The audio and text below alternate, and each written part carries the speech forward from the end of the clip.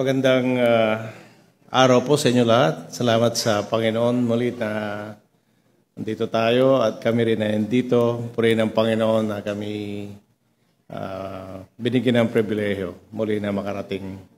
At salamat sa inyo lahat, sa inyong mga panalangin at kami ay ligtas.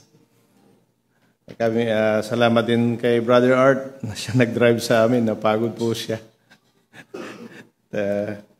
Salamat sa kanyang pag-ibig, sacrifice. Maging kina Sister LB na kami po ay VIP. Ganon din dito sa loob ng katarungan. Nadarama namin yung pag-ibig. Salamat sa inyong mga panalangin at yung sweet fellowship. Kaya kami lubos na nagpapasalamat sa Panginoon.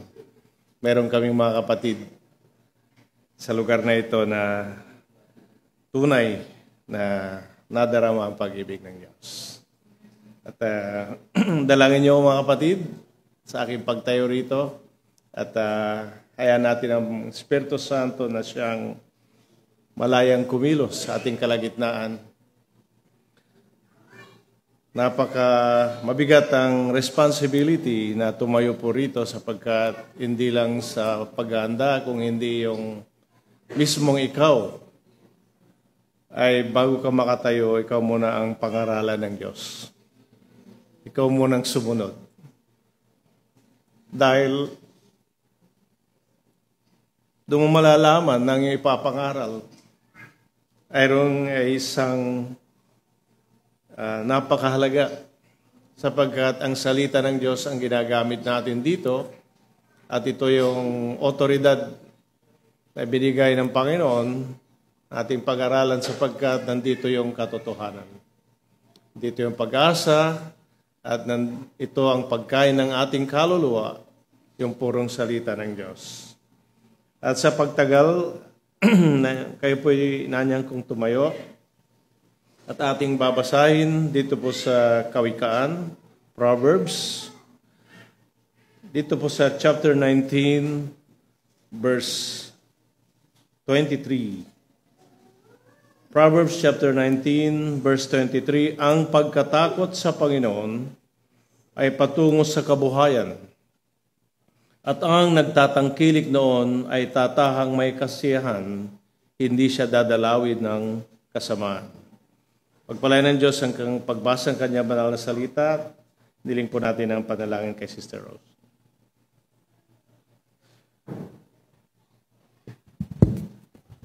Maraming Diyos, salamat po sa mga oras na ito na kami po yung mapadako na sa aral ng inyong mga salita. Dalangin namin, Panginoon, ang inyong lingkod na itinayo. Alam namin na siya man ay tumitiwala sa inyo nang gagaling ang lahat, Ama.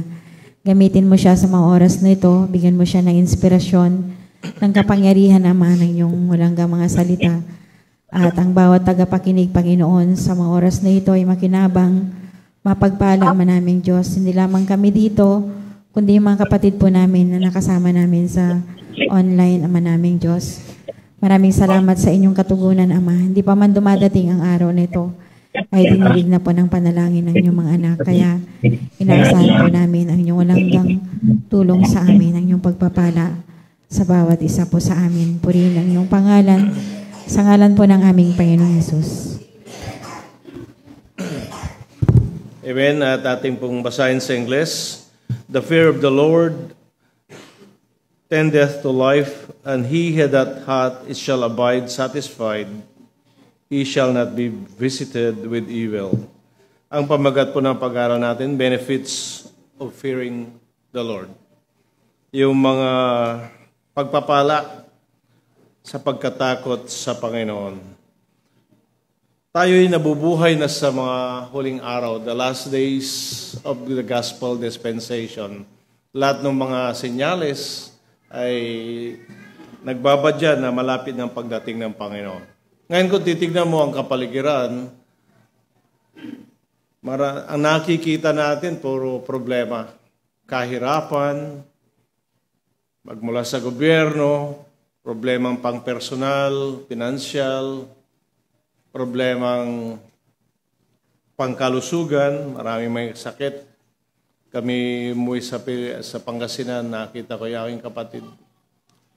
Di pa lubos na gumagaling. At iba-iba pang problema, lalo sa mga spiritual, na yun ang pinakamabigat na problema ng sangkatauhang ito. Ngunit alam niyo mga minamahal na kapatid, kung tayo tatanungin sa oras na ito, ano ang ating hihilingin sa ating buhay na pinakamahalaga? Kung tayo tatanungin, personally tanungin niyo yung sarili, ano ba ang gusto ko sa oras na ito? Maaaring may magsabi na gusto kong gumaling, gusto kong ma-solve yung aking problema, problemang pinansyal, problemang pangpamilya. Maraming tayong nasa kaisipan, mga kapatid. At alam niyo ba, siyempre kung hihiling ka, hilingin mo na yung the best.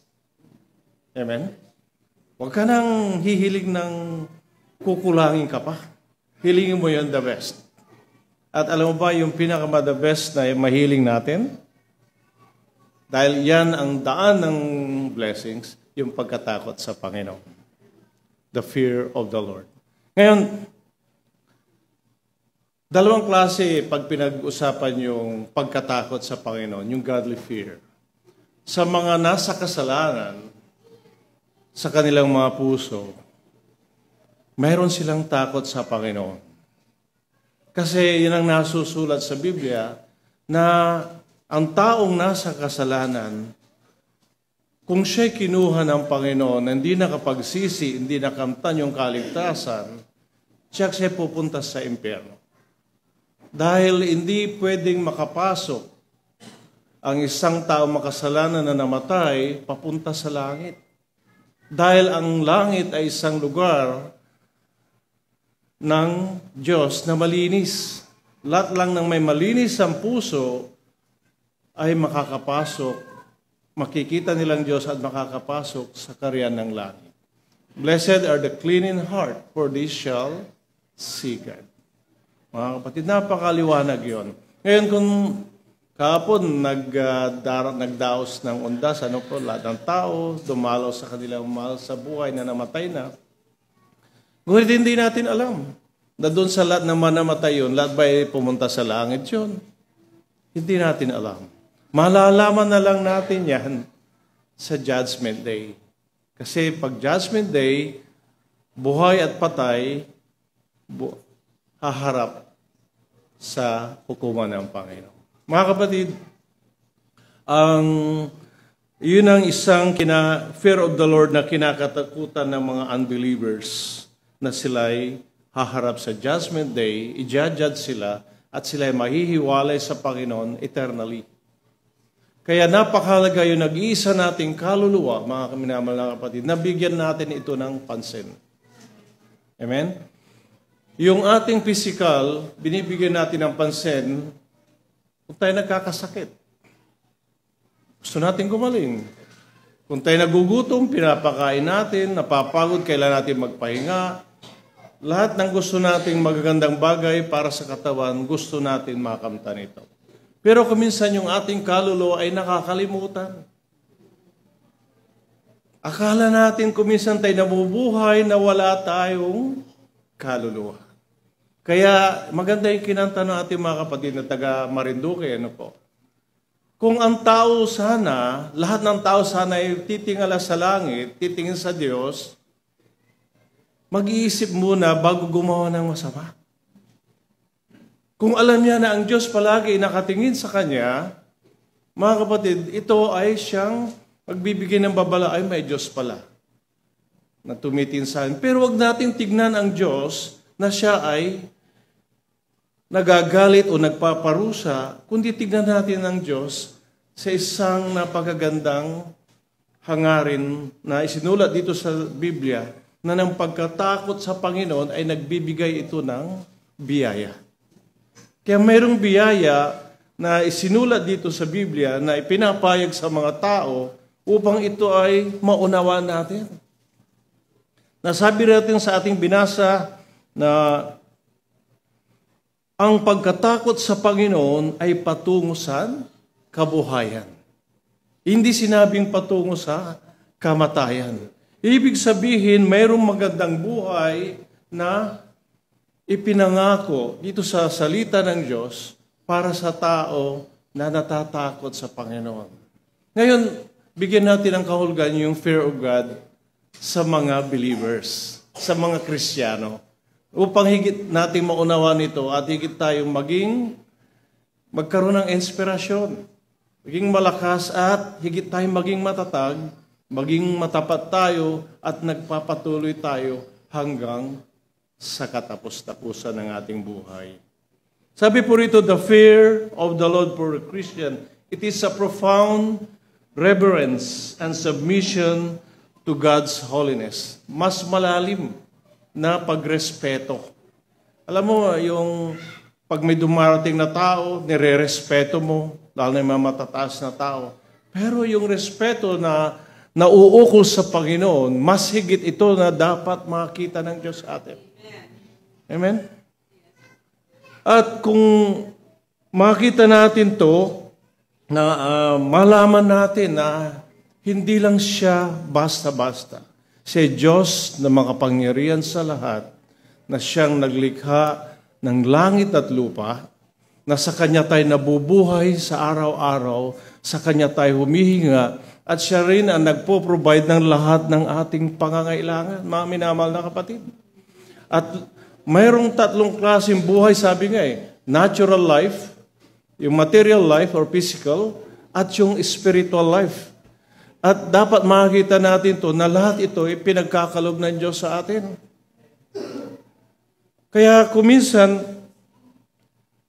nandito tayo sa church upang tayo ay kumain spiritually. At dito, sa tulong ng Espiritu Santo, binibigyan tayo ng encouragement. Binibigyan tayo upang mapalakas ang ating pananampalataya, upang higit tayo maging matatag. Hindi sa mga bagay na pag nandito tayo, dahil may problema tayo.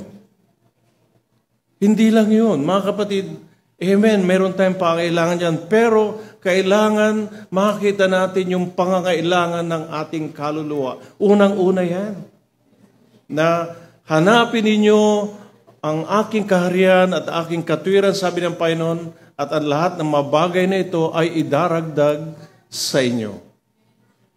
Seek first the kingdom of God and His righteousness, and all these things shall be added unto you. Ngayon sabi pa rito mga kapatid, submission to God's holiness, power, and authority. May otoridad ang Panginoon. Bagamat binibigyan tayo ng free will na kung ikaw ay nagkasala, hindi ka kagad pinaparusahan, but lahat ng mabagay yan ay nakarecord sa itaas. Tayo nilikha ng Diyos, we are under the government of God. Merong tayong gobyerno sa bansang ito, nagpapasakop tayo sa mga laws, mga rules, regulation ng iba, hindi nagpapasakop, pero sa Diyos, universally, kahit saan bansa ka nakatira, under ka ng government of God. Ibig sabihin, pag ikaw ay under ng pamamahala ng Diyos, we are subject to His laws. At ang kanyang mga panuntunan ay nandito sa banal na kasulatan ng ating Panginoon. At ito'y pinag-aaralan natin at hinihimay-himay upang higit natin maunawaan at hindi natin sisisihin ang Diyos na sasabihin natin, hindi ko narinig, hindi ko alam. Kaya mga kapatid, mag-focus tayo lalo na sa pag-aaral ng Diyos magmula kanina hanggang sa ngayon sapagkat ang ating puso't kaisipan dapat bukas. Dahil kung lilipad yung isip natin, hindi natin mauunawahan ang tinutumbok ng mensahe, mga minamahal na kapatid. At ito ang nagbibigay ng motivation, yung fear of God to walk in obedience. Number 1 yan. Sa Kristiyano, pag walang obedience, hindi ka matatawag na Kristiyano. Ang kapalit ng obedience ay Kung wala obedience ay disobedience. Tandaan natin, sabi ng Panginoon, ang aking tupa ay dinidinig ang aking salita. Ngayon, kung hindi ka tupa, hindi mo didinggin ang kanyang salita. Totoo po yun, mga kapatid. Ngunit, yung fear of God, yung godly fear na tinatawag, maka-Diyos na pagkatakot, ito'y nagbibigay ng pag-asa. Hindi lang sa mga Kristiyano, maging sa mga hindi pa lubos, nakikilala ang ating Panginoon. Kasi ang tao, lumaki sa kanya-kanyang relihiyon. Yung relihiyon na magulang, sumunod ang anak. Which is proper lang dahil relihiyon na magulang.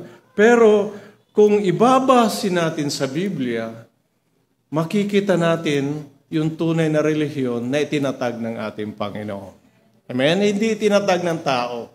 Kaya yung Kristyanismo, galing kay Kristo yan. Hindi kung kano-kaninong church na kami ang una, kami ang nagsimula, matagal na kami rito. Mga kapatid, makikita yan sa aral. Amen? At makikita yan saan? Sa buhay ng mga nakikinig kung ang tunay na aral ng Ebanghelyo ng Panginoon ay naipapamuhay. Amen, mga kapatid? Kaya tayo nagpapatuloy na i-preach ang salita ng Diyos saman tayo pumaroon. Dahil ang gagamitin ng Panginoon lang yung kanyang mga pinahiran o ang kanyang yung mga inaralan. Hindi niya gagamitin yung mga nasa ibang tao na hindi naman alam yung katotohanan. Kaya kita niyo sinong tinuruan ng Panginoon, yung mga apostol. Pagkatapos yung mga apostol, pinalaga ng Ebanghelyo sa buong sanlibutan at sila ay nangaral at itinuro. Yan ang Great Commission, mga minamahal na kapatid. Ngayon, pag pupunta tayo sa verse 21 ng ating binasa, sabi rito, may maraming katha sa puso ng tao, ngunit ang payo ng Panginoon ay siyang tatayo. There are many devices in man's heart, nevertheless the counsel of the Lord, they shall stand. Mga kapatid, marami tayong plano. Yan ang sinabi ng Biblia. Which is totoo naman, dami natin plano sa buhay, di ba? Ngayon pa lang may plano na kayo pagkatapos ng church, saan kayo pupunta? Mga kapatid, di ba may plano tayo? At marami tayong plano sa bawat aspeto ng ating buhay. Merong maliit na plano, may malaking plano, lahat yan meron tayong plano. Kung wala kang plano sa buhay, tiyak tamad ka. Kaya meron kang plano sa buhay. Amen? Ngunit, sabi rito, sa ating binasa, ngunit ang payo ng Panginoon ay siyang tatayo. Mga kapatid, isa sa blessing ng pagkatakot sa payo na i-acknowledge mo, mga kapatid, na mayroong mas the best na nakakaalam ng mabuting plano sa iyong buhay. Kanino? Panginoon. Diba tayo, hingi tayo ng payo sa ating magulang? Amen, di ba? Dapat lang, hingi kayo ng payo sa inyong magulang kasi magulang nyo yan Pamagitan ng kanilang mayamang karanasan na i-share nila sa inyo, yung maganda. Kasi sa akin lang, walang magulang na magbibigay ng masamang payo sa kanyang anak. Ayan, tandaan natin yan. Pero mas maganda kung ang magulang ay tinuruan ng Panginoon. Para ang kanyang ipapayo sa kanyang anak ay galing sa salita ng Diyos. Kaya ang Panginoon na mas tumatayo ang kanyang counsel o kanyang advice sapagkat masigit niyang nalalaman ang mabuti para sa atin. Mga kapatid, alam niya yung magmula umpisa hanggang sa matatapos ito. Mayroong fulfillment, mayroong bunga. Alam ko na lahat naman tayo nagkaroon ng plano na minsan hindi ito natupad. Diba? At siyempre, nakakadama tayo ng takot pag hindi ito nagbunga na nag-failure. Lahat naman tayo We're subject to failure. Kasi yung kaalaman natin ay limited. Magmula noong nagkasala ang tao, ang kanyang judgment ay limited na. Kaya kinakailangan ngayon natin ang Panginoon. Di ba? Kaya, ang tanong naman, paano naman yung mga tao na nagpasya na, nagkamali? Di ba? Hindi mo na maibabalik yung kahapon. Wala ka na magagawa, tapos na yun eh. Pero wag nawa ito ang maging dahilan na hindi kayo sumulong. May pag-asa pa rin sa Panginoon. Amen? Pwede pa rin nating baguhin o ayusin. Bagamat yung consequences ng hindi magandang plano ay nasa atin na, minsan nagsasuffer, pero sa Panginoon may pag-asa palagi. Amen. Kaya ito yung ginagawa natin, at tanda natin kung ina-acknowledge natin ang Panginoon, we have to meet God on His terms. Dapat sa term ng Panginoon, kung ito ang plano niya, maganda palang plano, kailangan tayong sumunod, di ba? Amen? O ngayon, kung hindi tayo susunod, hindi na plano ng Panginoon atin na yon. Kaya, sinong sisisihin natin? Kung nagkamali tayo, wala tayong masisisi. Kung minsan, yung pagkakamali ng plano natin, isisisi natin sa iba. Di ba? Hindi, wala tayong dapat sapagkat mayroong tayong choice. Meron tayong choice, mga minamahal na kapatid. Binigyan tayo ng freedom. Sa Panginoon, ganun din. Ino-offer ng Panginoon ang kanyang magandang plano sa atin, pero nasa atin ang pagtanggap o pagsunod. Amen? Ngayon, sa mga nasa kasalanan pa, mga kapatid, hindi tayo ginadjust ng Panginoon ngayon kung hindi inaaralan yung mga nasa kasalanan lumapit sa Panginoon. Habang may buhay, humingi tayong kapatawaran sa Panginoon sapagkat napakahirap ang mabuhay na nasa kasalanan.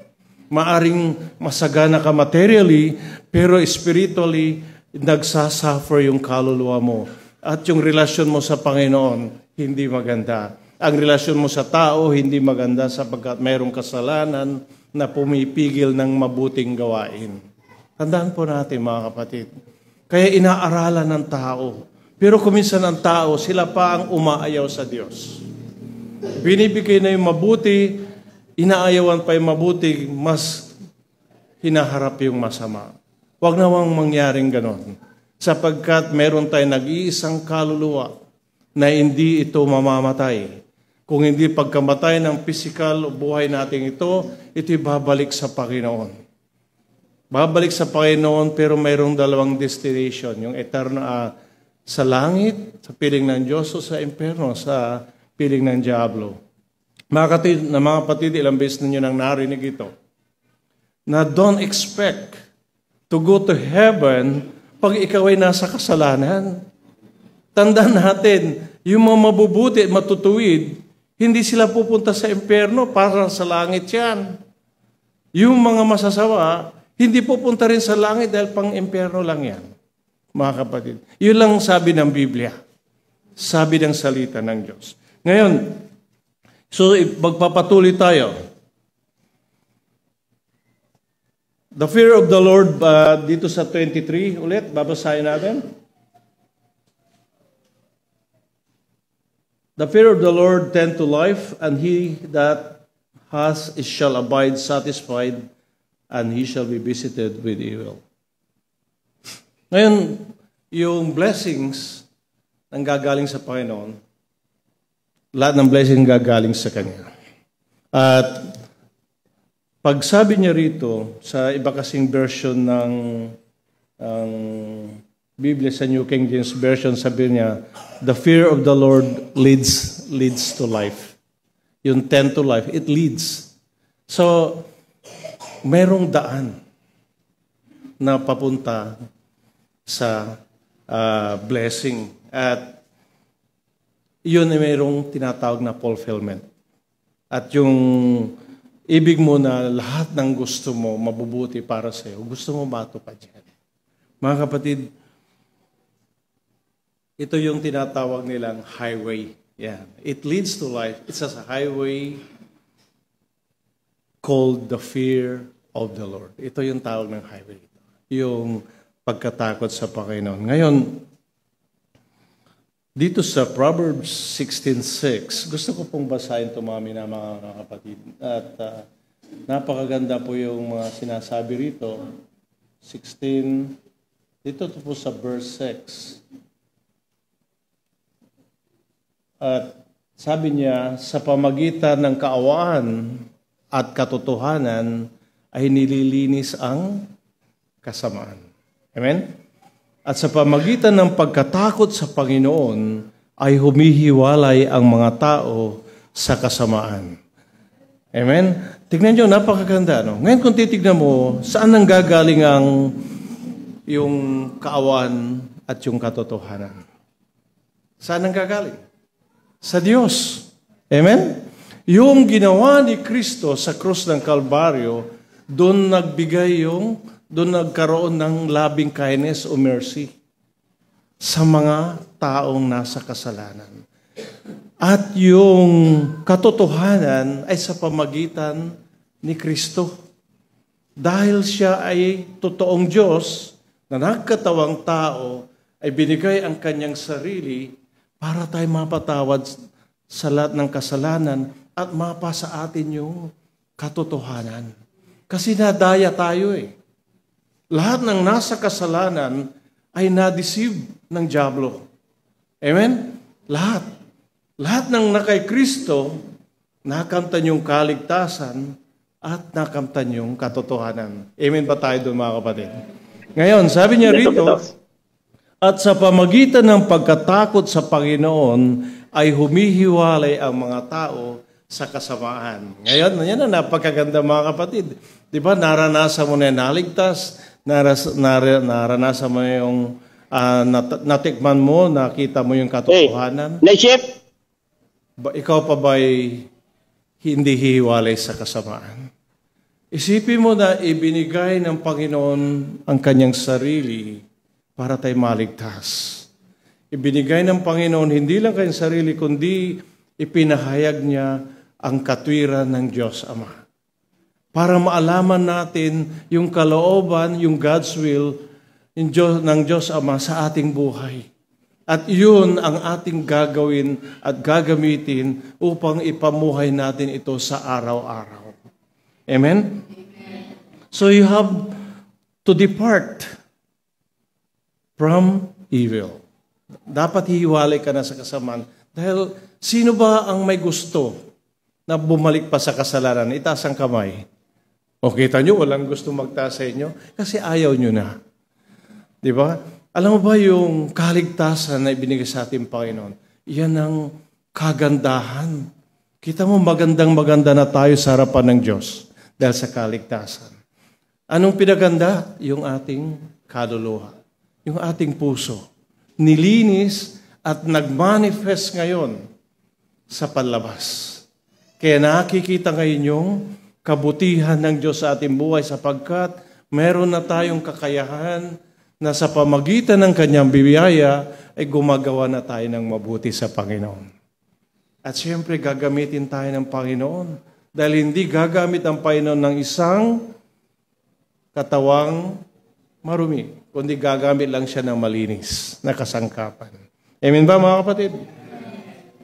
So mga kapatid, sabi rito, it influences the fear of the Lord to depart from evil. Ito rin ang magiging pundasyon. Ito ang magiging pundasyon na tayo ay tatanggapin ng Panginoon. Amen?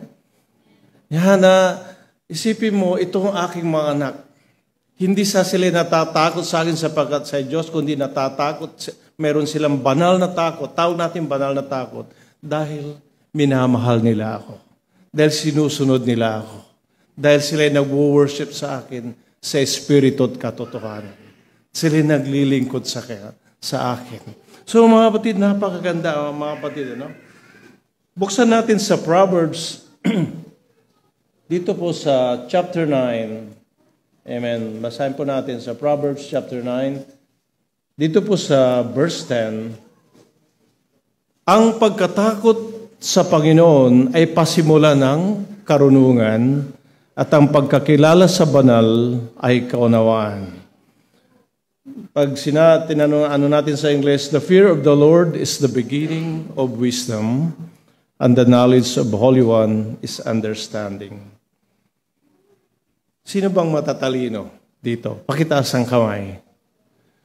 Abay, dapat itaas yung kamay. Sa lahat ng Kristiyano ay matatalino. Amen? Ngayon, itong katalinuhan na ito, may katalinuhan sa salibutan.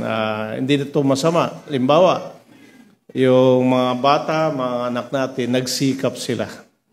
Diba? Saan sila kumang katalinuhan? Sa edukasyon. At nagsikap sila at nagtapos sila successful, diba? With honors. At ito ay yung, kaya sila nakapasok sa trabaho dahil binabayaran sila doon sa karunungan kanilang natamo. Amen? Kaya itong magbibigay ng magandang future sa kanila, materially. But education, mga kapatid, yung success education is nothing sa careers natin kung wala kang wisdom nang gagaling sa Panginoon. Tandaan natin yung mga kapatid. Kaya mayroong, sabi sa Biblia, mayroong matatalino sa salibutan, pero mangmang sila sa Panginoon. Mayroong mangmang sa Panginoon in a way na sila'y mababa ang kanilang, mangmang sa salibutan, pero matatalino sa libutan, sa Panginoon. Saan tayo doon, mga kapatid? Ngayon, papaliwanag natin dyan. Pag sinabing mayroong karunungan sa salibutan, the fear of the Lord is the beginning of wisdom. Ito'y umpisa ng karunungan sapagkat doon nag-uumpisa yung karunungan sa pagkatakot sa Panginoon. At yun, mga kapatid, paano mo maipapaliwanag yan? Kasi ang karunungan yun, na nakita mo yung katotohanan sa Biblia, i-apply mo ngayon, yan sa lahat ng parte mo ng buhay. Yan, mga kapatid, At dito natin makikita, sabi rito, it means understanding life from God's perspective. Dito nyo i-apply ngayon yung pinag-aaralan natin dito sa loob ng iglesia. Yung pinag-aaralan nyo at minimeditate nyo araw-araw, gabi-gabi sa loob ng bahay, ina-apply nyo yan sa buhay nyo. Kasi kung hindi nyo apply, sayang ang wisdom. Mga kapatid, di ba kayo nag-aral, yung mga marunong mag-drive dito, nag-aral sila ng driving, hindi ka magdadrive para banggain mo yung tao o banggain mo yung ibang sasakyan. Nag-drive ka for safety. Hindi lang sa'yo, iniisip mo, kundi yung mga pasahero mo at sa kalabas. Mga kapatid, ganon din, mas higit pa sa salita ng Diyos, mga kapatid. At sabi nga, hindi tawag sa mga Kristiyano, hindi matatalino, kundi sila'y marurunong. Amen? Kasi ina-apply nila ang salita ng Diyos ayon doon sa parte ng buhay na yon o anumang parte. Halimbawa, mayroong karunungan ng Diyos kung paano tayo maglilingkod. Mayroong panuntunan siya. May karunungan ng Diyos sa bawat relationship, sa pamilya, sa asawa. Kita mo yung pinangalan ni Pablo, yung pagmamahal sa asawang babae, pagmamahal sa asawang lalaki, yung pagsunod ng mga anak sa magulang, lahat yan may karunungan, mga kapatid. Ganon din sa trabaho. Ganon din sa pakikikapwa, lalo na sa relasyon natin sa Panginoon. Kaya tinuruan tayo para malaman din natin yung tamang pagsamba, tamang paglingkod, at kung paano rin natin mahalin ang Panginoon. Di ba, mga kapatid? Hindi naman natin alam kung paano mahalin ang Diyos. Pero ngayon, tinuturoan na tayo ngayon kung paano natin mahalin ang Diyos. Kanina, pinag-aralan natin yung error ng Senyumas Doctrine. Bakit? Kasi hindi ayaw ng Panginoon yan. Na matawag tayong Kristiyano tapos tayo pa ay nagkakasala. Napakabigat, mga kapatid. Ngayon,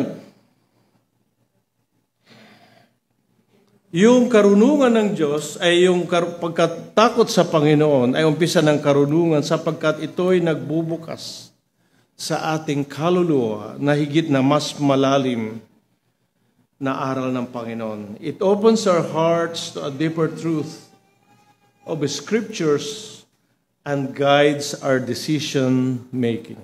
Mga kapatid, napakahalaga yung decision making sa araw-araw. Sapagkat kuminsan sa pagdidesisyon natin, maaaring matwist yung salita ng Diyos. Maaari tayo magkasala. Sabi nga kanina, mayroon tayong sin of omission. Alam mo ba na sa Kristiyano, kaya niya yung sin of commission palagi. Alam na niya eh. Pero yung sin of omission, madali tayong magkasala doon kung hindi tayo maingat, mga kapatid. Kaya ito rin ang bibigay ng control. Kaya idinadalangin natin palagi na humingi tayo ng karunungan sa Diyos sa laang ginagawa natin. Lalo na sa paglilingkod, magpahayag ka ng salita ng Diyos, kailangan mo yan. Hindi ka pwede makatayo kung walang anointing ng Holy Spirit. Ang Espiritu Santo nasa loob ng kanyang iglesia, nasa loob ng puso ng kanyang mga anak. At tayo'y tinuturuan sa loob at labas ng iglesia kung paano tayo kumilos, paano tayo mangusap, mga kapatid. Kaya kuminsan bigla mong patatayuin ang isang kapatid para mangaral. Kuminsan hindi siya handa. Pero pag tumayo siya, nakikita mo nangungusap na ang Espiritu Santo. At doon tayo nagpapasalamat sa Panginoon. Ngunit hindi lang doon, mga kapatid. Ang nagbibigay ng katagumpayan sa ating buhay, ang Diyos. Espiritu Santo. Lalo na sa mga bagay na espiritual. Sapagkat hindi tayo pinapabayaan ng Panginoon. Tandaan nyo yan, saman tayo pumaroon. Minsan nakakadama tayo ng takot, pangamba. Pero salamat sa mga pangako ng Panginoon. Sabi niya, I will never leave you nor forsake you. Mga kapatid, tandaan mo natin yan. Pagdating ng araw na nangangailangan tayo. At yung, sabi niya, the beginning of wisdom because it leads to a deeper relationship with God. Masigit na malalim na relasyon. Mga kapatid, gaano kalalim yung ating relasyon sa Panginoon sa oras na ito? Gaano nadara ba natin yung lalim na yun o kulang pa? Tayo ang nakakaalam niyan at ang Panginoon. Ngunit, binibigyan palagi tayo ng encouragement. Dati-rati, kilala lang natin ang Panginoon, naririnig. Pero as we study the Word of God, habang ito'y pinapamuhay at habang tayo nagbabasa, nagme-meditate, nananalangin, nararamdaman mo palagi na higit kang lumalapit at lumalapit sa Panginoon. Mga kapatid, di ba napakaganda yun? Hindi lang to emosyon o feelings, but ito'y masaganang karanasan, mayamang karanasan. Na bagamat kuminsan hindi nakikita ng kapatiran o ibang tao, pero nadara mo na napakalalim na relasyon mo na sa Panginoon. At isa pang makita natin, mga kapatid, that the wisdom that leads to life and peace and purpose rooted in divine understanding. Isang bagay na makita natin na mayroon tayong buhay sa Panginoon, pero yung kagalakan at kapayapaan na hindi masayo, that's an individual experience. Dito, masaya tayo, gagalak tayo, nadarama nating init ng bawat isa. But individually, iba rin yung nadarama mo. Nasubukan niyo ba yung nag-pray o nag-meditate na Word of God sa sarili niyo? At nadarama mo na yung Espiritu Santo nangungusap sa'yo. Umaagos yung luha mo. Dahil yung banal na presensya ng Panginoon nandyan. Na para bagang sabi nga nila, feel like heaven, which is true. Hindi lang feel like heaven. It's heavenly feelings and experience. Mayamang karanasan yan. Bakit may mga kapatid tayo, kahit saan sila pumunta, nagsasacrifice, nangangaral salita ng Diyos? Sapagkat ito po, mga kapatid, kanilang nadadarama. Yung mga apostol, mga minamahal na kapatid, hanggang sa katapos-tapusan ng buhay, hindi sila tumigil. At sa katapos-tapusan, ibinuwis nila ang kanilang buhay para sa Panginoon. Because alam nila na yung kanilang tinanggap, mga kapatid, ay worth living and dying for. Kaya nga sabi ni Pablo, to live is Christ, and to die is gain. Mga kapatid, sabi ko palagi, ano bang legacy na iiwanan natin sa libutan ito? Na tayo, makikita mo yung mga nasa mausoleo, doon sa mga puntod, maraming doon, yung epitaph nakasulat doon. Naghahanap ako ng doon, yung to live is Christ, and to die is gain. Wala akong makita Wala akong makita. Siguro, kasi di ko naman nalibot yung buong sementeryo, but mga kapatid, kahit hindi isulat yun, na nasa puso ng Panginoon, nasa puso ng mga kapatiran, mga minahal sa buhay na ikaw ay namuhay kay Kristo at namatay sa Panginoon. Diba? Napakaganda yung mga punta tayo sa Proverbs chapter 14.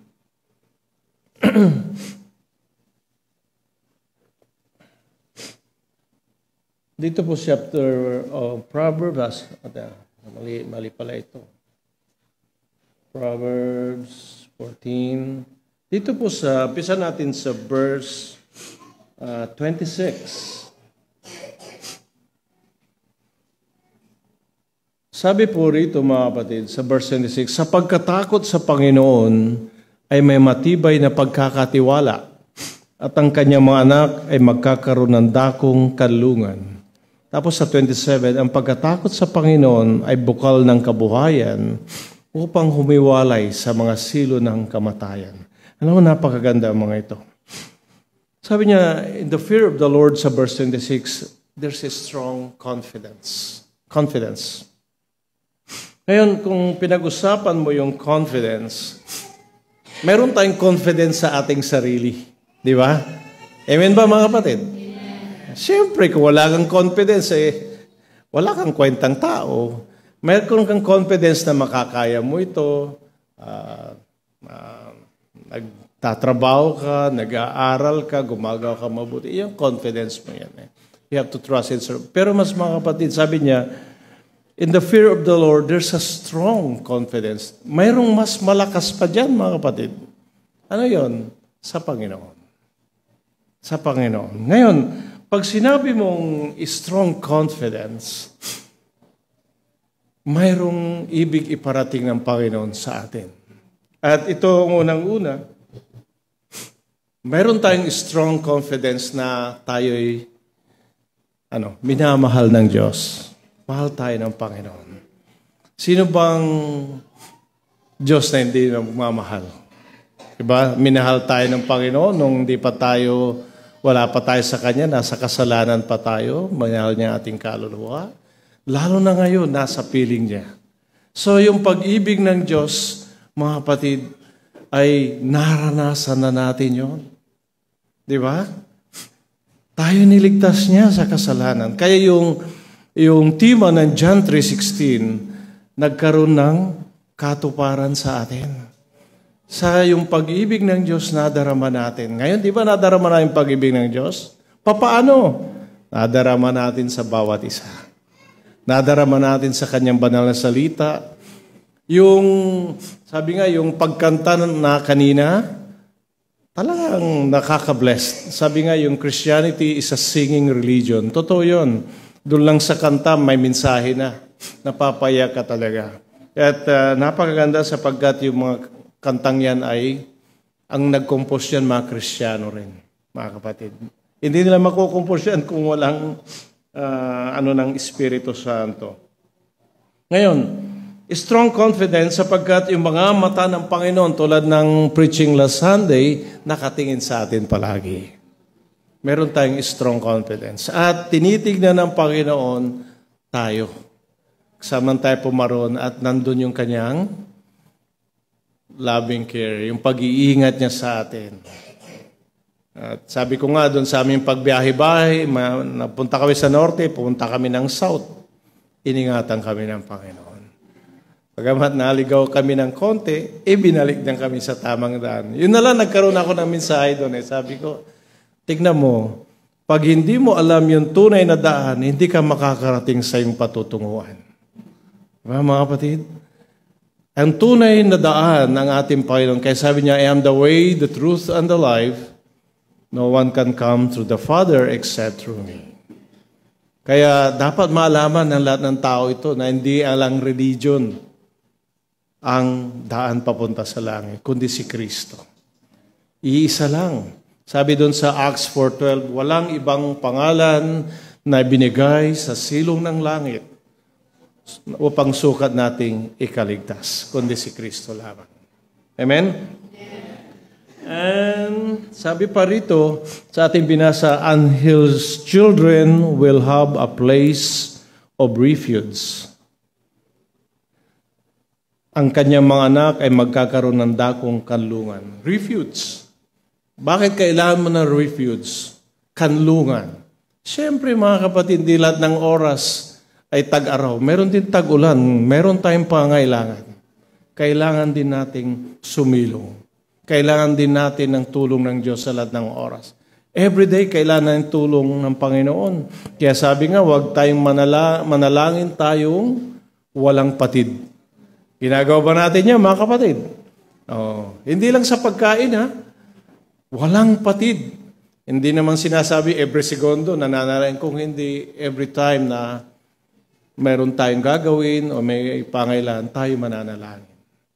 At hindi lang tayo nananalangin sa ating sarili, kundi dinadalangin din natin ang bawat isa, mga kapatid. At sabi po pa rito sa verse 27, ang pagkatakot sa Panginoon ay bukal ng kabuhayan. Napakaganda yan. The fear of the Lord, sabi po rito mga kapatid, is a fountain of life. Saan ka nakita ng fountain of life? Bakit sinabi na fountain of life?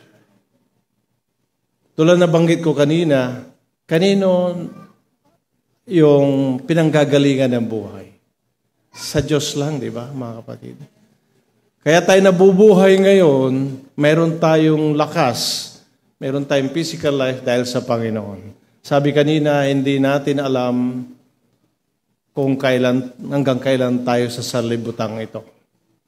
May mga na kinukuha ng Panginoon, bata pa, may middle age, may matanda. So, doon tayo nabubuhay sa Panginoon. Yung spiritual life, sa Panginoon din nanggagaling. Kaya sinabing fountain of life. Maliban kay Kristo, walang spiritual life. Mga kapatid. Kaya nga sabi niyang Panginoon kay Nicodemo, you must be born again.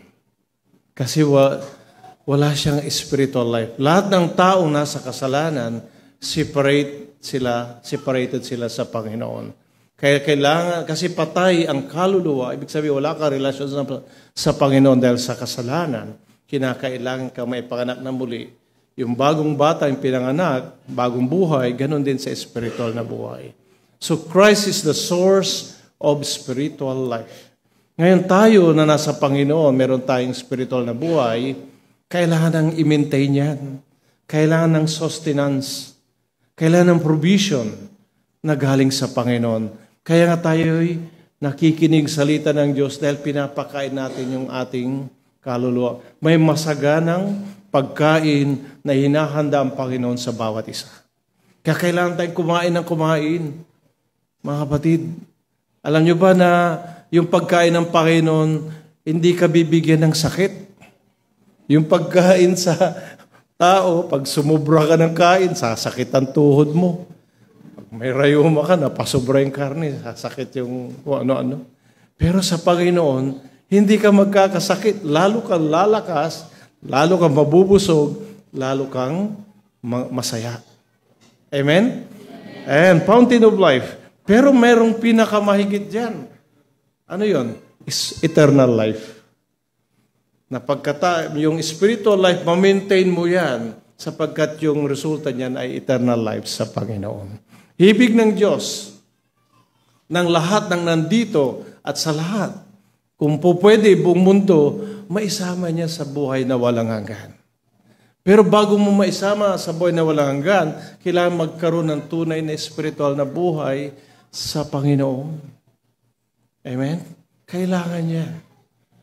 Kasi kung wala kang spiritual na buhay, patay ka sa Panginoon, paano ka makakarating sa eternal life? Tandaan natin mga kapatid. Sabi niya, spiritual life springs from Christ and is maintained and supported by Him. Sabi niya. The consequences of which is the everlasting life. At dito pa sa ating binasa, ito napakaganda kasi mga kapatid. Sa verse 27, sabi pa rito, ulitin natin yun, sabi niya, ang pagkatakot sa Panginoon ay bukal ng kabuhayan upang humiwalay sa mga silo ng kamatayan. Ano yung silo? Snares, bitag. Yun. Ibig sabihin mga kapatid na yung pagkatakot sa Panginoon, ito ang siyang magiging lakas na tayo ay hindi magkasala. Amen? Hindi tayo magkasala kasi kung malakas ka nga sa Panginoon, kakayanin mo. Tandaan natin, we're subject to temptation. We're subject to sin. We're subject to trials. Pero, it's a part of spiritual maturity, yung growing process. Isa parte yan. Paano para mapagtibay tayo? Hindi para tayo magapi, pumatalo, kung hindi tayo ay magwagi. Tayo subject sa temptations at tayo rin ay subject na, alam mo, dapat pagtagumpay natin yung ating sarili, mga kapatid. No, yan ang namburuhan na kalaban. Kaya kuminsan yung iba, kahit naipayag yung salita ng Diyos, hindi tumatanggap kasi yung sarili umaayaw. May dahilan eh. Mayroong palaging dahilan. Sabi niya, baka tumaga ako sa Panginoon. Araw-arawin na lang maraming dahilan yan. Pero dapat ang dahilan natin palagi ang Panginoon. Tandaan natin, kung ang dahilan mo sa buhay palagi ang Panginoon, magiging mabuti ang kalalabasan. Amen? Tandaan niyo mga kapatid. Bakit ka naglilingkod sa Panginoon? Dahil ang Panginoon ang siyang number one na motivation factor mo dyan. Bakit mo minamahal ang iyong kapatiran? Ang Panginoon pa rin. Bakit ka naglilingkod? Bakit ka nagsasacrifice? Bakit ka nagpupuyat? Bakit ka umati ng prayer meetings? Lahat ng mga ito. Dahil sa Panginoon. Alam niyo ba na tayo rin ang dahilan kung bakit ang Panginoon namatay siya sa krus ng Kalbaryo? Dahil niyo mga kapatid. Na nung time na yun na siya pinapahirapan, nakabayubay sa krus ng Kalbaryo, bawat isa sa atin, nasa kanyang puso't kaisipan. At siya'y umaasa na tayo ay tatanggap. Alam niya, yung time na ito, nandito tayo. Dahil ang Panginoon alam niya, yung umpisa hanggang sa wakas. Alam niya na magkikita, magtatagpo tayo rito. Amen ba mga kapatid? Kaya tatandaan niyo yan, nalalaman lahat ng Panginoon. Bakit hindi niya pinapakialaman yung free will, yung choice natin? Kaya kinakailangan mga kapatid, yung choice natin, yung best choice palagi, ang Panginoon. Amen? Hindi yung palaman na ladies' choice, ha? Iba naman yun. Punta tayo sa Psalms 34:7 at malapit na tayo. Ilang minutes pa, brother, man? 10 minutes, amen. Dito sa Psalms, dito sa Salmo 34, dito po sa verse 7. Sabi niya, ang anghel ng Panginoon ay humahantong sa buong palibot na nangatatakot sa Kanya at ipinagsasanggalang sila. Mga kapatid, the angel of the Lord encamps all around those who fear Him and delivers them. Alam niyo ba na sa bawat Kristiyano, mayroong anghel ng Panginoon na sumasama sa atin? Alam mo yung mga mayaman dito, meron silang mga bodyguard para sa kanilang mga pamilya. Ni-escort. Pero tayo mga kapatid, anak tayo ng Diyos, angel. Kaya mayroong nag-iingat sa atin. Yung pag-iingat ng Panginoon, at dito natin napapatunayan na mayroon palang mga anghel. Kaya sabi nga, yung huwag tayong matakot. Kung hindi sa mga oras na kuminsan mayroong alanganin lugar na punta tayo o oras, alalahin natin, nandyan yung mga anghel ng Panginoon. Sabi nga na hindi lang tayo pinoprotektahan ng Panginoon, kundi pinagsasanggalang tayo. Mga kapatid, may pinagsanggalang. At alam nyo ba na kung naalala nyo sina Pedro at saka si Pablo, nasa kulungan. Nasa kulungan sila, pero kumakanta sila, di ba? Mamaya, dumating ang anghel ng Panginoon at sila ay pinakawalan. At alam nyo ba na hindi nila maubos maisip? Kasi may gwardiya sa labas. Nakakulong. Bakit nakalabas pa sina Pedro at saka si Pablo? Alam niyo mga kapatid, God's works in mysterious ways. Kuminsan yung mga alam natin na imposible, pero dahil sa Panginoon, naging posible lahat. Alam niyo na kung titignan mo rin, sa atin na lang karanasan. Imposible kung isipin na tayo makakatayo dito, na isa tayong makasalanan. At nung kami nangaral dun sa aking mga kamag-anak for the first time din nakita nila ang tumayo, nakatanga sila. Kasi alam nila yung buhay ko nung wala pa sa Panginoon. Pero sabi nga dahil sa kabutihan ng Diyos, tinataas ko palagi ang Panginoon na tayo nakakatayo, tayo nakakapaglighod, tayo lahat nakakaya natin dahil ang Panginoon ang tumutulong sa atin. At napakabuti sapagkat mayroong assurance. Mayroong assurance mga kapatid na nanggagaling sa Panginoon. At ito yung isa pang napakaganda bago tayo magtapos dito sa Psalms 25.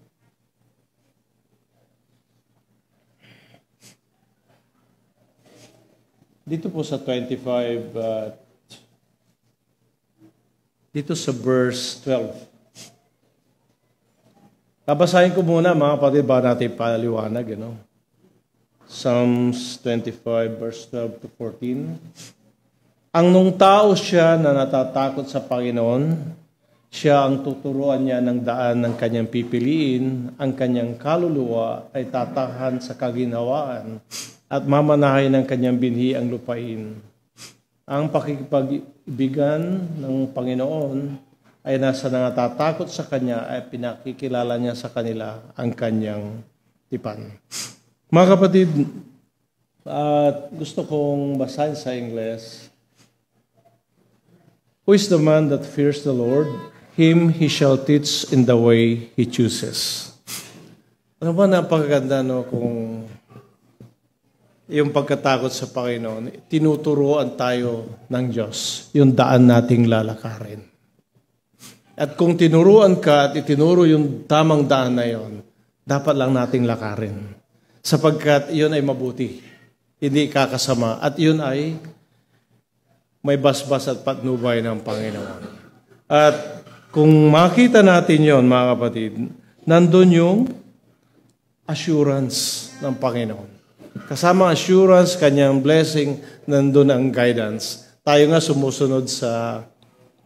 brother, nakita ko gumagamit siya ng Waze doon sa pag-drive namin. Kasi may mga lugar rin tayo alam. Kami nung iba gumagamit naman ng Google Map. May nawala kami sa daan, mga kapatid. Kaya sabi ko nga, iba talaga. Pero tinulungan din kami ng Panginoon at kami hindi rin nagkulang. Alam mo ba na ang Panginoon hindi ka ililigaw. Hindi ka ililigaw kailanman at dadalin ka doon sa patutunguhan mo.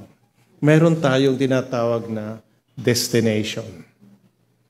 At yung destination, iba-iba yan. Di ba? Kaya sabi ng Panginoon, humayo kayo rito at dito kayo mag-aral. Kasi may mga kaluluwang nakikinig doon. Kaya meron tayong Espiritu Santo na nagtuturo. Inilalagay yan sa mga tagapanguna, sa ministro na dito tayo pupunta. Merong discerning, spiritual discernment. So, ginaguide tayo doon. So, yun ang susundan natin. Kasi merong government of the church at ang number one yung Panginoon, pero ginagamit yung mga ministro pastor. Kaya tayo maging masunurin sa mga nangunguna sa atin sapagkat sila ginagamit ng Diyos. So, that's a part. Pero yung ibang destination, mga kapatid, na hindi sinabi ng Panginoon, huwag tayong pupunta doon. Sapagkat kung di ka pinapupunta ng Panginoon, huwag kang pupunta kasi hindi magiging matagumpay. Kaya kung minsan ng Kristiyano, may mga naliligaw kasi nagsasarili, mga kapatid. Ito ba'y kalooban ng Diyos?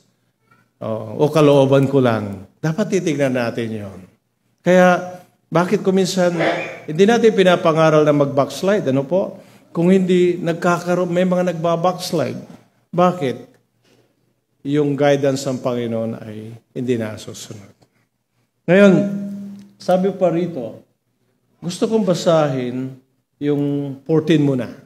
Psalm 25:14, the secret of the Lord is with those who fear Him. Secret. Lahat tayo may secret, di ba? Amen yan. Lahat tayo may sikreto. Pero kanino nyo sinasabi yung sikreto nyo? Yung iba sinasarili. Yung iba sinasabi kanino? Sa kaklose nila. Dapat sabihin yung sikreto nyo sa magulang nyo. Amen? Kasi kaklose nyo yan nagmamahal So, yung sikreto sinasabi lang dun sa mga pinagkakatiwalaan. At saka yung mga kaklose. Amen?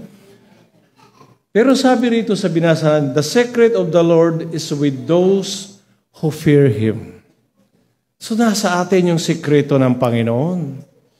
Ngayon, ano yung sikreto ng Panginoon na tinutukoy dito para maalaman natin, mga minamahal na kapatid? Sabi po rito na isa sa mga sikreto ng Panginoon na dapat nating malaman, ay dapat na maalaman din tao. It is actually an open secret. Dito sa salita ng Diyos, ano ba yung secret ng pag-ibig ng Diyos? Sino nakakadama nun, nakakaalam? Tayo lang, di ba? Sa libutan, hindi nila nararanasan yun. Dahil kung naranasan nawa nila yung pag-ibig ng Diyos, tatanggap sila, manatili. Pero kinakailan sila muna ay mananampalataya, susunod.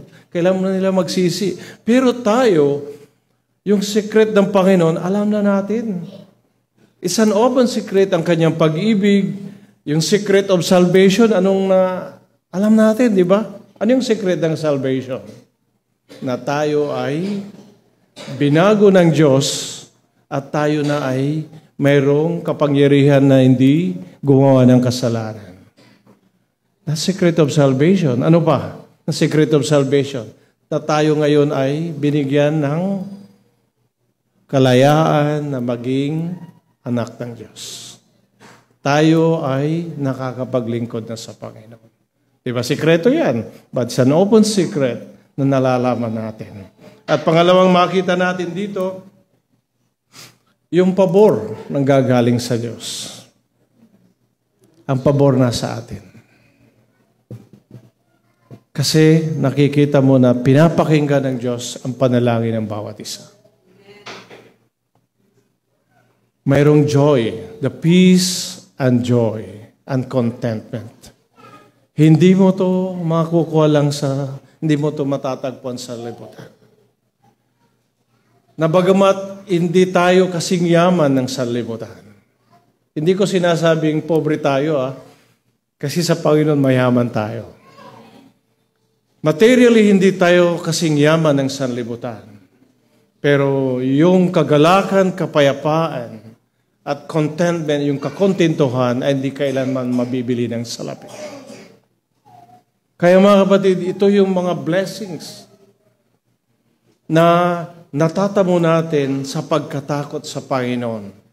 Sapagkat hindi sa takot na tayo parusahan ng Diyos, kundi higit na ito nagbibigay ng encouragement na lahat tayo maging tapat sa Panginoon sa lahat ng oras. Mga kapatid, sabi ko, a Christian life is a blessed life. A Christian life with Christ. Kasi hindi pwede yung without Christ. Sabi na, kung kayo'y hiwalay sa akin, ay wala kayong magagawa. At isa pang makita natin dito mga kapatid, bilang panghuli, sensya na, napatagal na, pero masarap kasi mag-aral salita ng Diyos. Amen. Dito po sa pinakahuling gagamitin natin mga kapatid sa aklat ng Malakay o Malakyas. Dito po tayo sa Old Testament. Amen. Agay, Malakyas. Dito po sa chapter 3, dito po sa verse 16, sabi rito, "Then those who feared the Lord spoke to one another, and the Lord listened and heard them. So a book of remembrance was written before him for those who fear the Lord and who meditate on his name. They shall be mine, says the Lord. On the day that I make them my jewels, I'll spare them as a man spares his own son who serves him. Then you shall again discern between the righteous and the wicked, between one who serves God and one who does not serve him." Mayroong tinatawag na Book of Remembrance. Nasabi niya, lahat na nangangatakot sa Panginoon, pinakinggan ng Panginoon at dinig at isang aklat ng alaala ay nasulat sa harapan niya para sa kanila na natatakot sa Panginoon. Kita mo naka-record yan, mga kapatid, lahat na nangatakot sa Panginoon. Nandun tayo sa Book of Remembrance. Amen? At yung Book of Remembrance, sabi ng Panginoon, sila'y aking magiging akin. Sabi ng Panginoon na maubo, sa araw na aking gawin, sa bakit bagay isang tanging kayamanan.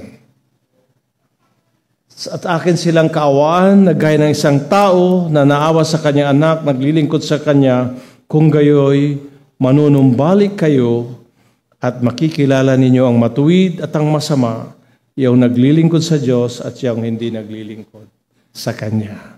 Mga kapatid, nasaan tayo? Siyempre doon sa naglilingkod sa Panginoon. Yung mga nangatakot sa Panginoon. Godly fear. Ngayon, ano ang dahilan? Tatawin natin sa sarili. Anong dahilan na hindi tayo magsusumikap? Anong dahilan na hindi tayo magtutumibay? Ano ang dahilan na hindi tayo magtatapat? Kung sa mga oras na ito, dito sa loob ng panambahang ito, mayroon pang hindi tumanggap sa Panginoon. Hindi ba tayo na-encourage, hindi ba tayo nako-convict ng Espiritu Santo na tanggapin ang Panginoon, tanggapin ang pinakamahalagang kaligtasan ng ating kaluluwa? Hindi ba tayo natatakot sa Panginoon? Mga kapatid, nakita natin, narinig natin ang kanyang mabanal na salita. Nawa, ito'y maging Hindi lang ito narinig, nawa magbunga ng katwiran sa ating puso, sa ating isip, sa ating buhay. Kaya pagpalain ng Diyos ang kanyang banal na salita. To God be the glory. Nabalik natin kay Sister Rose.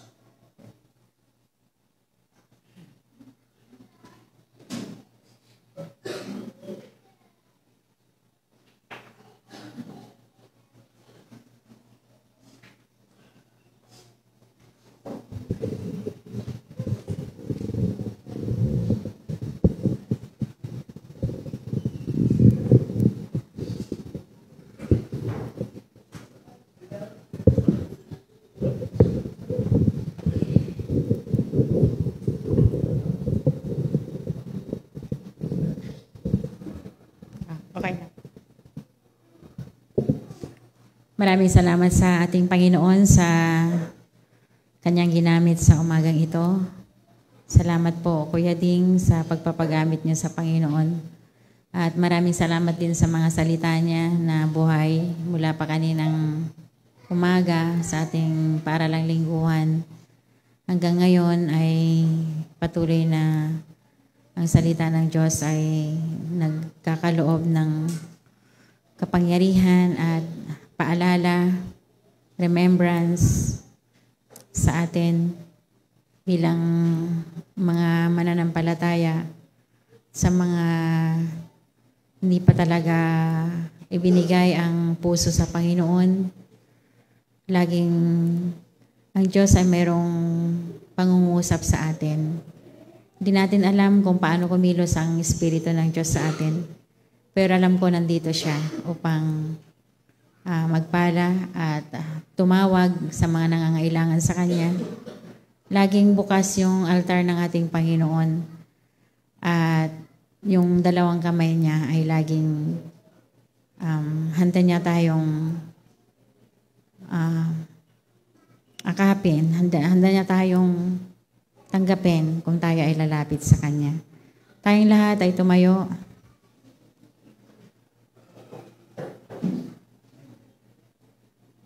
Awitin natin yung awit ng panawagan.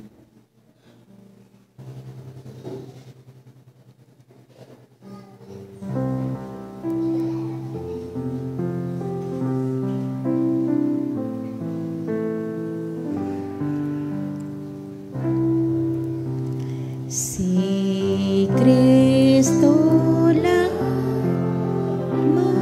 Kristo lamang ang katugunan.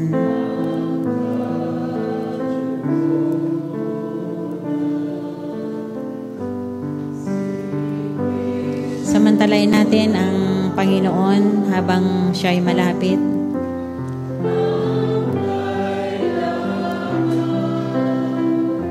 Sa mga nasa likuran,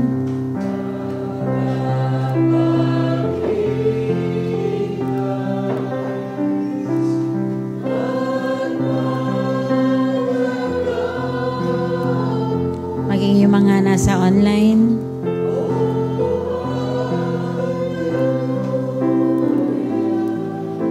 sino pa? Di mo ba kailangan ng ating Panginoon sa umagang ito?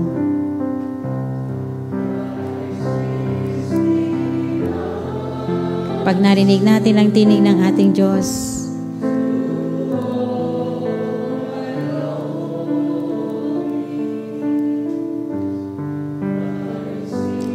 Christ is the answer to all our needs, to all our longings. God is the answer.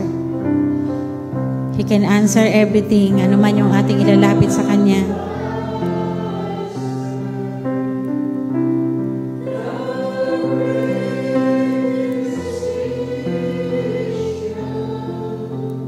Amen.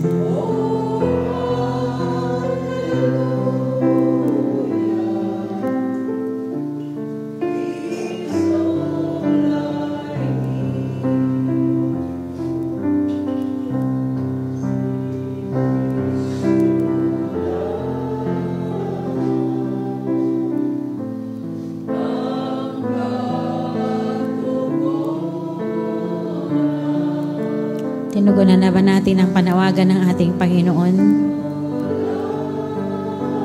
Sa lahat ng panahon, sa lahat ng pagkakataon, anumang edad, ang Ebanghelyo ng ating Panginoon ay para sa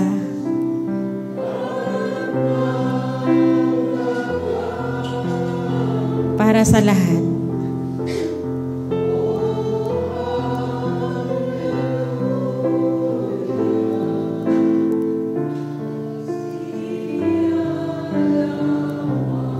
Amen. Sister Bell, pwede po kayong mag-pray.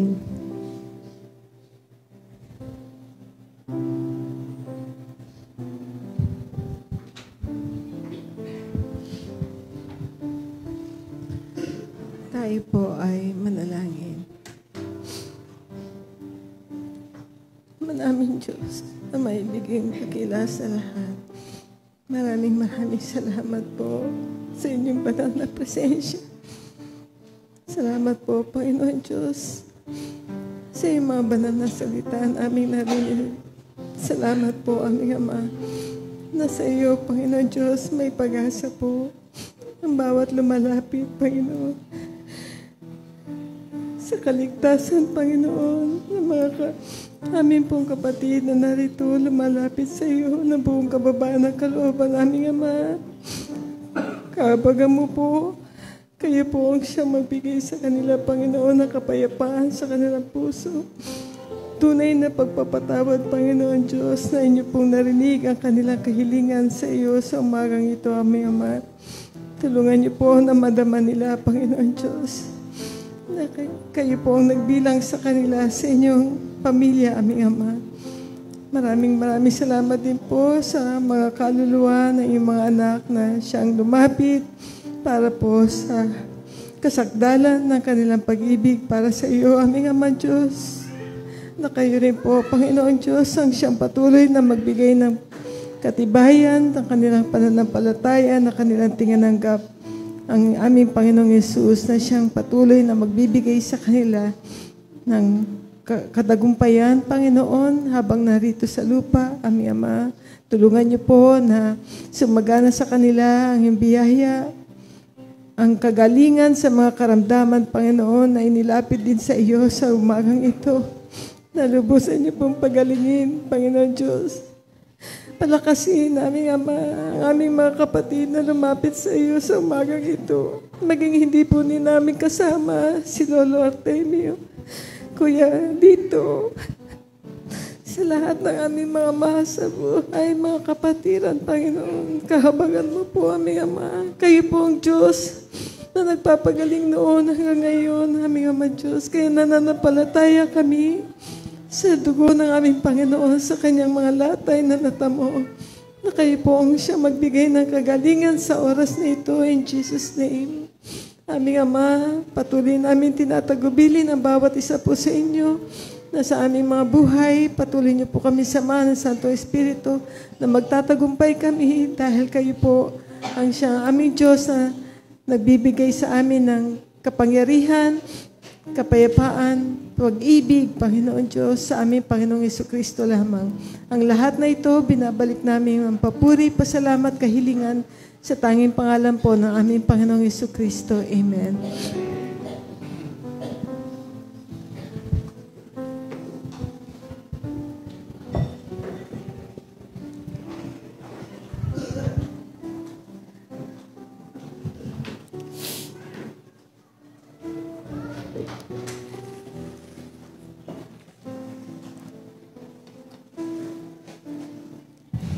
Maraming salamat sa ating Panginoon sa tagumpay muli ng kanyang gawain sa umagang ito. Ang pinagpala ng Diyos ay sabing Amen. Amen. Salamat sa kanya. Ang araw na ito ay unang linggo ng buwan ng Nobyembre at isang buwan na lang ulit matatapos ng 2025. Tatanda na ulit tayo. 2026. 60 na ako. 60.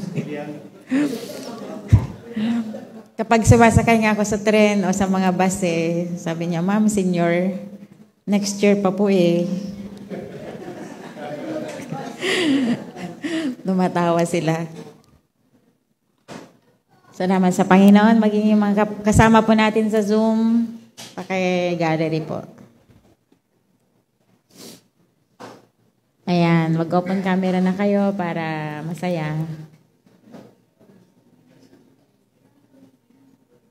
Hello, ayan, Brother Julito, Sister Sarah Rose. Next.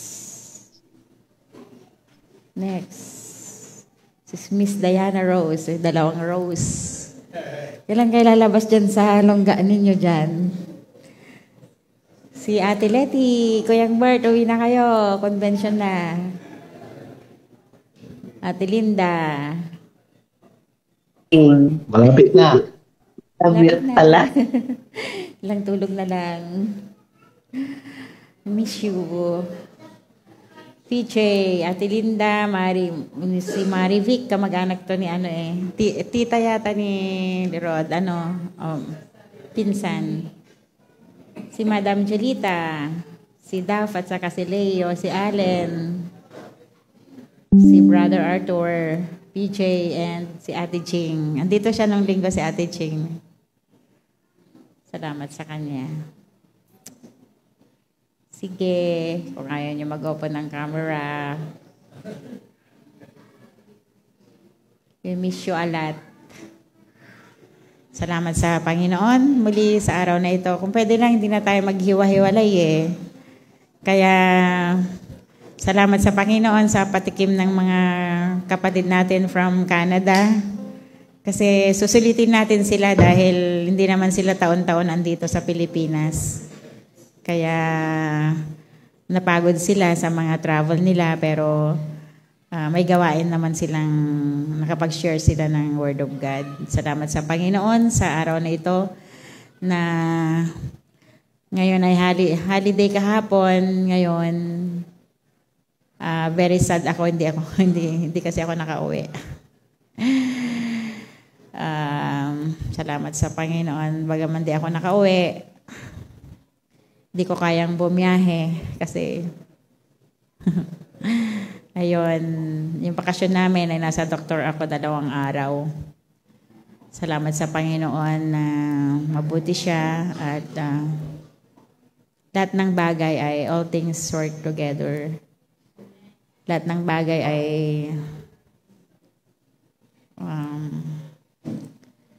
laging mabuti ang Panginoon. Magkakasama po tayo ngayon. Tayong lahat ay tumayo na sa ating closing prayer.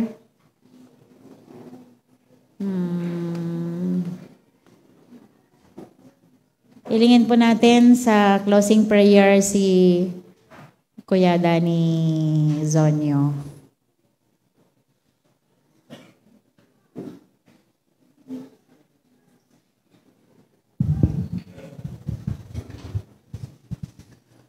Tayo po'y manalangin. Dakilang Diyos na maibigin sa lahat. Salamat po, Panginoon, sa araw na ito. Salamat, mahal na Panginoon, na kayo po ang sumama sa amin mula kaninang umaga para lang lingguhan hanggang sa inyong mensahe, mahal na Panginoon. Salamat sa mga pagpapalang patuloy niyong pinagkakaloob sa amin. Patuloy niyo po kaming gabayan at patnubayan sa panahon ng aming mga buhay, mahal na Panginoon. Patuloy kaming makalakad at kayo po ang aming maitaas sa aming mga buhay. Kaya pinagtatagubilin po namin sa inyo ang mga gawain ito. At sa mga kapatid din po namin na nakapakinig na inyong mga salita, kayo po ang patuloy na magpatibay sa kanila, mahal na Panginoon, sa mga online at sa iba pa po naming mga kapatid na patuloy na sumusunod at lumalakad sa inyong kalooban. Ikaw po ang patuloy na maging ilaw nila sa kanilang landas, mahal na Panginoon. Kaya sa umagang ito, mahal na Panginoon, pinagtatagubilin po namin ang nalalabi po namin gawain na kayo po ang sumama. Amen. At sa mga ginamit po ninyo, mahal na Panginoon, patuloy niyo po silang palakasin, Amen. patatagin at ikaw po ang patuloy na manguna sa kanilang mga buhay. Kaya sa umagang ito, mahal na Panginoon, alam po namin na dininig niyo ang aming mga dalangin at kayo po ang lumagay sa aming kalagitnaan. Kaya sa mga gawain ito, kayo po ang aming tinataas, pinapupurihan. Gayon din po, mahal na Panginoon, sa inihanda po ninyong pagkain, magamit namin kalakasan sa aming pisikal, kayo po ang magbigay ng basbas nito at